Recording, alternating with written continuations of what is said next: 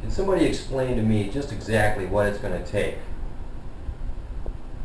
for this economy to be addressed with in a responsible manner for a change?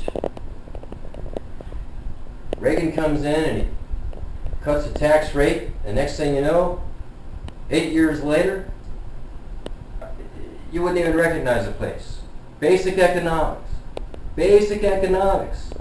Any economist worth his weight is going to tell you, you generate more revenue when you cut the tax rate, because people free up, they invest, they reinvest, they buy things they normally wouldn't get, they hire more people, they expand their businesses. When you punish an employer and tax them more, and especially if nobody knows what the rules are from day to day, we have no idea how to plan, how to operate, how to project what kind of spending is going to be going on, who to invest in as far as new employees. We're scared to death because we don't know what the rules are from day to day. There's no way to operate. There's no way to make anything successful long term. All right? You cut the taxes, pull back on the regulations, and all of a sudden, people have breathing room if you tell them what the rules are going to be for a decent amount of time, so people can plan. As it is now, everybody's running scared. We're not buying into this little soft bubble situation with the stock market. We're seeing what's happening with what gold is going for now. We're seeing that our currency isn't worth anything around the world. People don't want us paying our debts to them anymore in American dollars. They're wanting euros, they're wanting yen, they're wanting whatever the currency is, or they want gold, they want commodities, they want whatever. Next thing you know, they're going to be calling in all of our notes and wanting us to give up our land, give up our resources over here. We're not allowed to drill for the oil, but now we can pay our bills with it. Stop it already. Stop it already, all right? Look, you want to get the economy hopping again, you're going to have to think like an economist, not like a socialist that wants to see the big guy fall once again, okay? This class warfare in this country has got to come to an end. It's unacceptable. It might be fashionable to brainwash a bunch of kids into thinking that he's got more than you. What happened to the old day when I was coming up? You don't bother about what Mr. Jones over there has. You worry about you. You try to get ahead in life so that you can have whatever you want. You don't worry about Mr. Jones. You worry about you. We've gone completely backwards on this. Now everybody's sitting around going, Mr. Jones has got more than me. What's it going to do? If he ends up having his taxes raised, how's that going to benefit you? Is your life better now that he just got penalized? Yes, the big man fell. What's that do for you? Nothing, other than the satisfaction of class warfare and that envious position of seeing somebody else having to suffer a little bit. Well, let me tell you something. If we don't start getting proactive and doing something to encourage businesses in this country, it's not going to happen on its own. In order to get people to invest in their corporations, in order to get people to expand their businesses and not be afraid of hiring new people, you have to give them incentives. They're not just going to come up with the initiative to do something without being incentivized.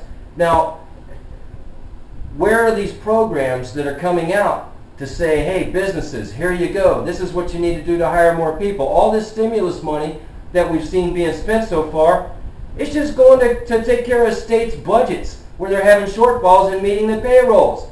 All it's done is created and saved. Don't get me started on that, created and saved. That was beautiful. There's no way to keep track of what a save job is. But so far, all it's been doing is going to cover payroll for school districts. So you got teachers that don't even get me started on the teachers either, and the teachers unions. But anyway, all the stimulus money is doing is, maybe if it is creating jobs, it's bureaucratic paperwork jobs for the government, not real people working for corporations. We need to put the incentives out there for corporations to hire. Cut back their taxes, tell them what the rules are going to be long term, so that they're comfortable with going out and reinvesting. The government is not going to do anything. Anybody working for government, they're just looking for their retirement. You can't fire somebody from one of those jobs. That's a glorified union job. All right? If they're working for private enterprise, they have to compete. They're working for a private company. The company has to make a profit. Therefore, people have to produce. People get on that government tent. They know all they got to do is show up. Now, we need to address this. No more of this Keynesian economics situation, all right? Start reading Thomas Friedman. You guys, get your head out of the sand and start learning from these people that have run these corporations instead of trying to make them fall. We need these corporations in this country. That's what this country was built on. If we'd have started out at Plymouth Rock as a bunch of socialists, we'd all still be living there. We'd have never gone past the Mississippi. The innovations that have happened in this country has been because there was a profit motive. And as long as that profit motive's there, that draws competition, that drives costs down. Otherwise, TVs, we'd still have the big TV this big and the floor in the middle of the living room, and it'd be black and white.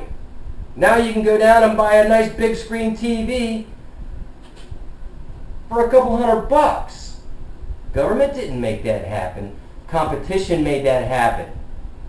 People, wake up.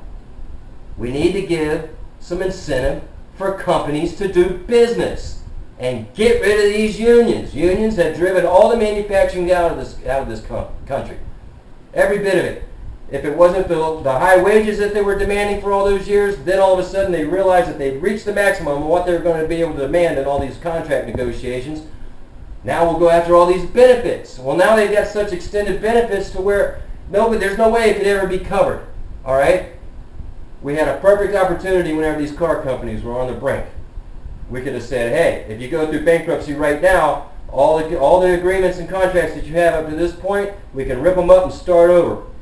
All the unemployment that we have right now, there have been people flocking from all over the world to go to Michigan. And Michigan would have been the prime example of where you'd want to go and have a career instead of, as it is now, it's one of the worst, if not the worst, state in the whole United States in their economic situation.